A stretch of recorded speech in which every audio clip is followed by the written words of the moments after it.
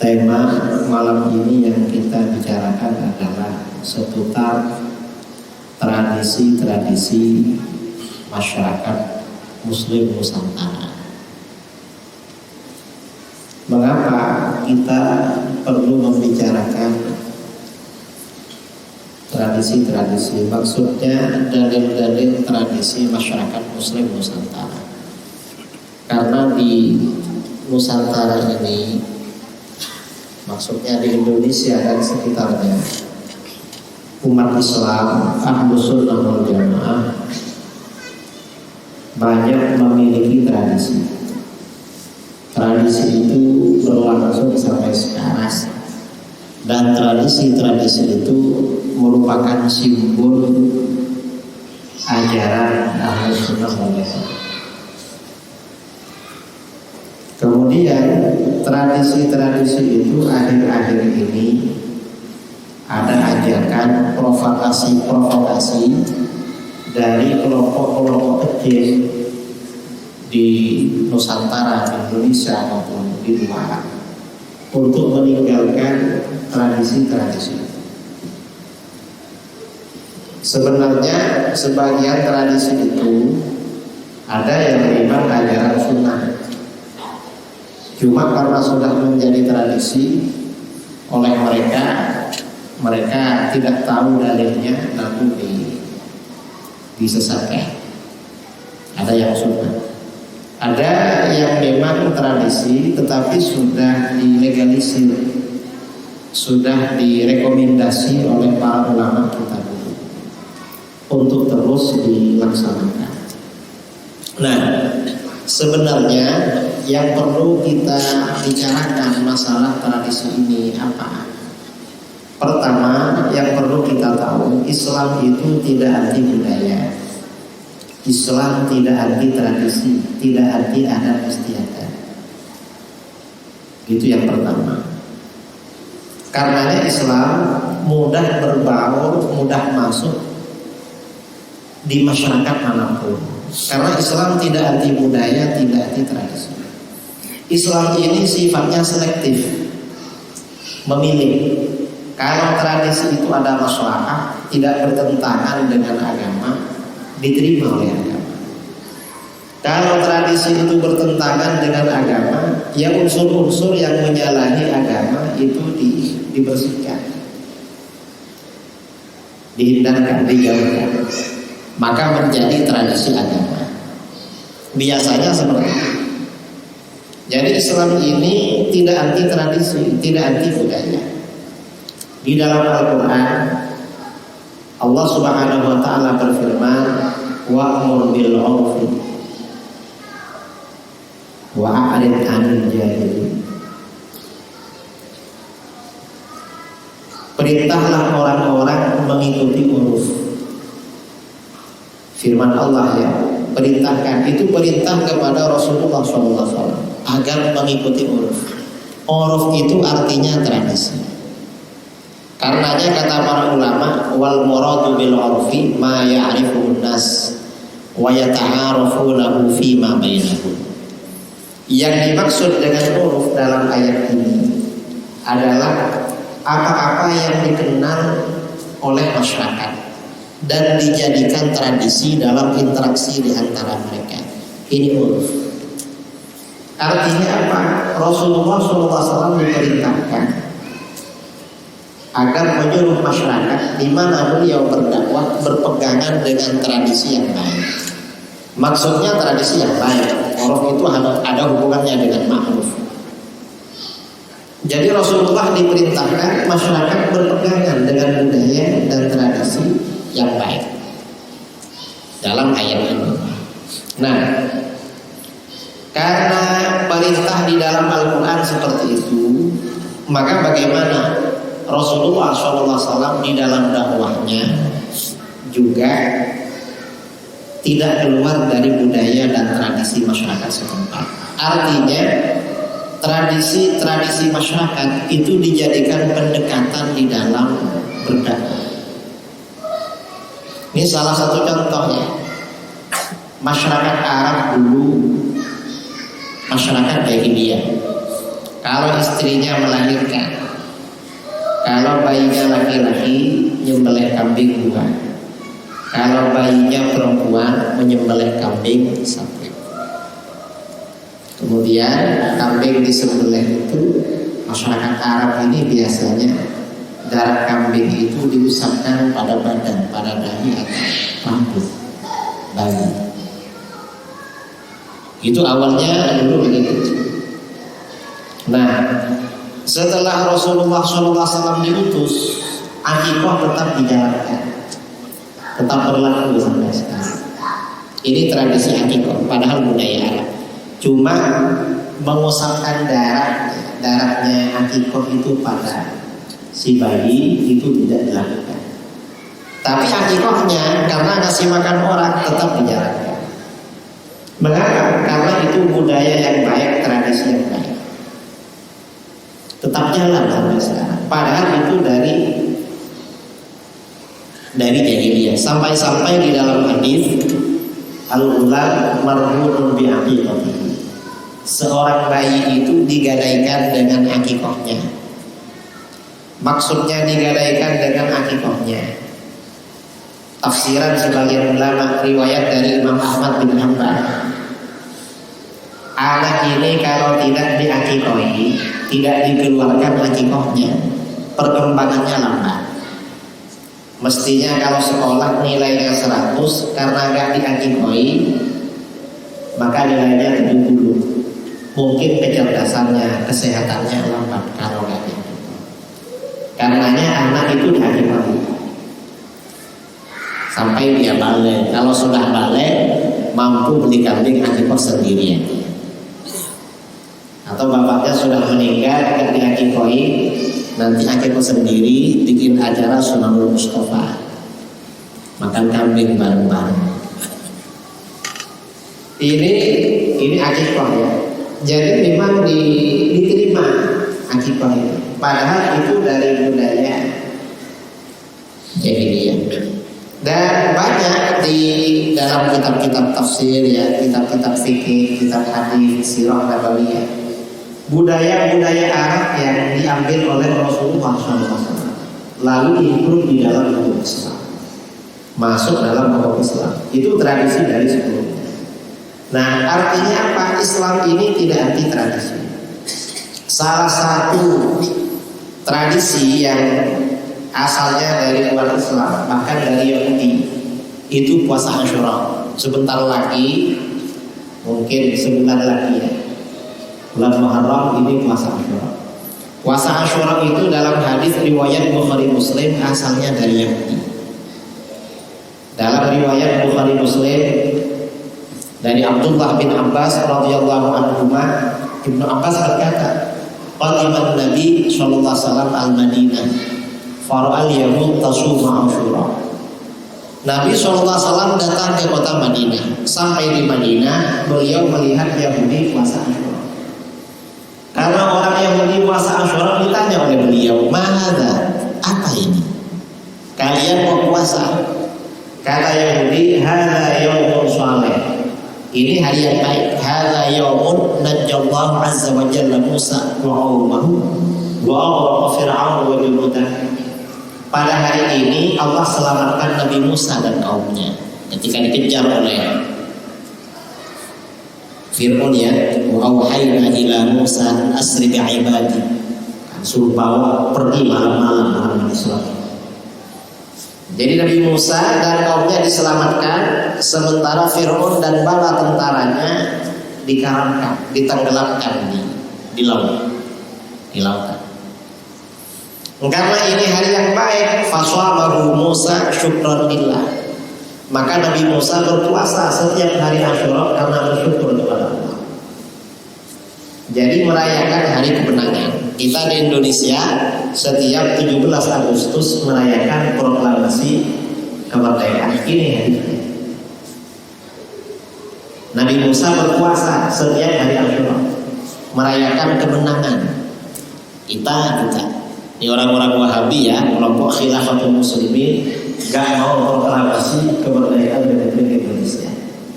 Padahal orang Wahabi di Saudi Arabia menganjurkan al-yaumul watani, hari nasional berdirinya kerajaan Saudi Arabia, dan mufti Wahabi di sana menganjurkan. Dan ini juga dari Maulid sebenarnya, cuma Wahabi nggak menerima. Kalau untuk hari nasional kerajaan Saudi diterima, Maulid tidak diterima. Wahabi ini memang tidak punya kaidah yang baku dalam agama. Gak jelas kaidah. Kalau menguntungkan dipakai, nggak menguntungkan nggak pakai kaidah. Kembali pada Quran dan hadis. Di Wahabi. Ini Asyura. Nah, mendengar jawaban Yahudi bahwa Yahudi Nabi Musa berpuasa Asyura diikuti oleh Yahudi karena mensyukuri hari kemenangan. Apa jawaban Rasulullah? Rasulullah SAW menjawab, wa ana ahaqqu bi Musa minkum. Aku lebih berhak mensyukuri Musa daripada kalian. Kalau kamu berpuasa Asyura karena mensyukuri Musa dan kaumnya yang menang, saya harus melebihi kalian. Nah, ini artinya apa? Rasulullah SAW dalam berdakwah kepada Yahudi, pendekatannya dengan budaya mereka, puasa Asyura. Cuma kemudian setelah itu para sahabat dianjurkan tidak hanya puasa Asyura, Tasu'ah juga dianjurkan puasa. Mengapa? Biar gak persis dengan Yahudi. Karena Yahudi ini puasanya Asyura saja, umat Islam biar beda, Tasu'ah tanggal 9 puasa. Kalau Tasu'ah gak puasa, maka tanggal 11-nya puasa. Biar mukhalafat dengan Yahudi. Nah, ini artinya apa? Islam ini tidak anti budaya. Islam tidak anti tradisi. Karenanya para ulama kita sangat pro tradisi. Ada kitab namanya Al-Adabus Syar'iyyah wal Minahul Mar'iyyah, karangan Imam Ibnu Muflih Al-Hambali. Ibnu Muflih ini muridnya Syekh Taimiyah. Dalam kitab ini kata Ibnu Muflih, la yanbaghil khuruj min 'adatin nas illa fil haram. Tidak sebaiknya meninggalkan tradisi masyarakat. Tidak dianjurkan meninggalkan tradisi masyarakat selama tradisi itu tidak diharamkan dalam agama. Cuma makruh lakukan. Kalau hanya makruh lakukan.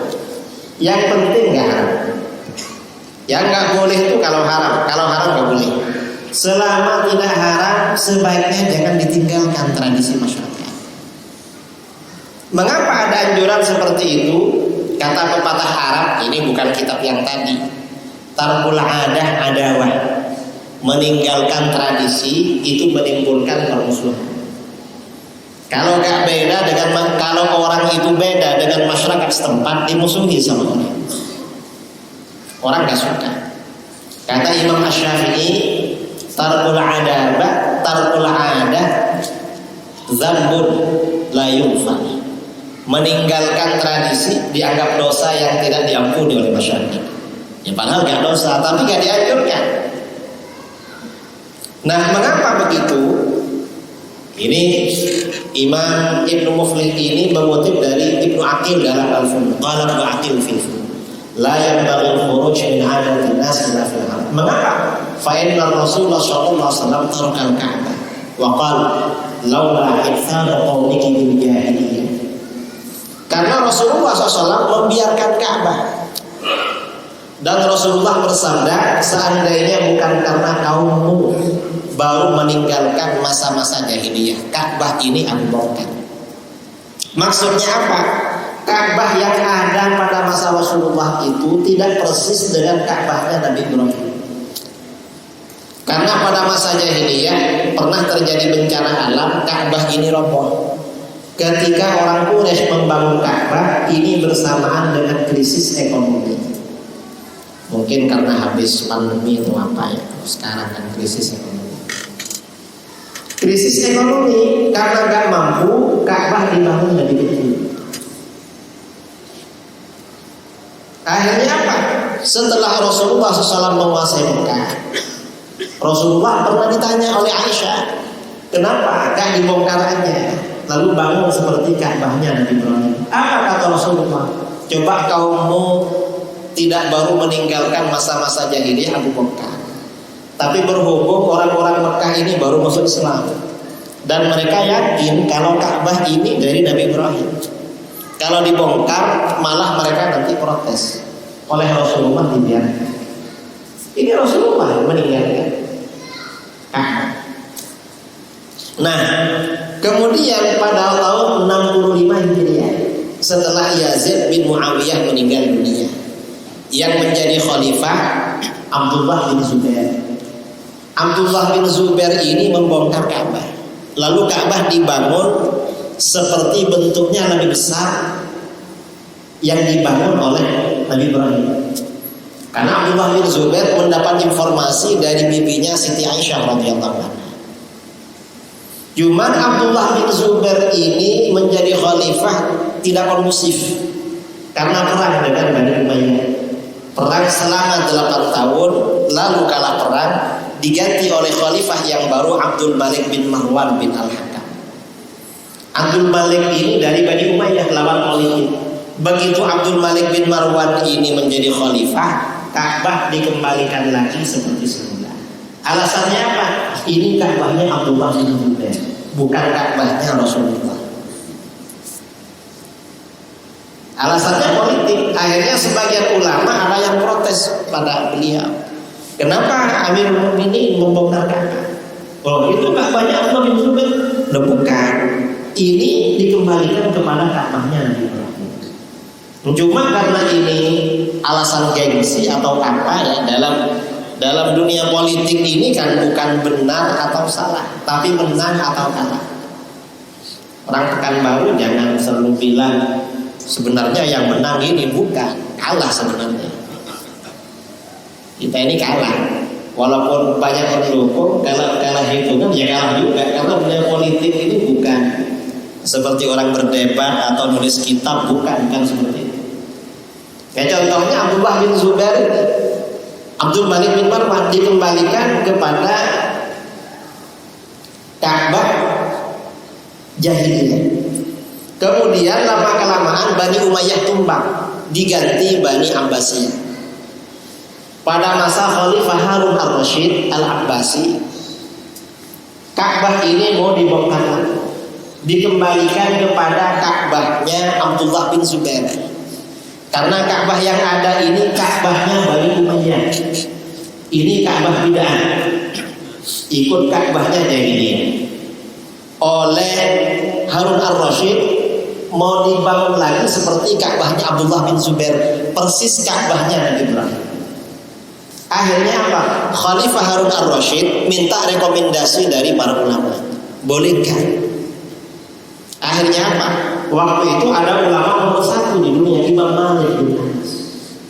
Apa kata Imam Malik bin Anas? Unsyidukallah ya Amirul Mukminin Allah taf'al. Aku ingatkan engkau pada Allah, hai Amirul Mukminin, jangan sekali-kali Anda lakukan. Jangan bongkar Ka'bah ini.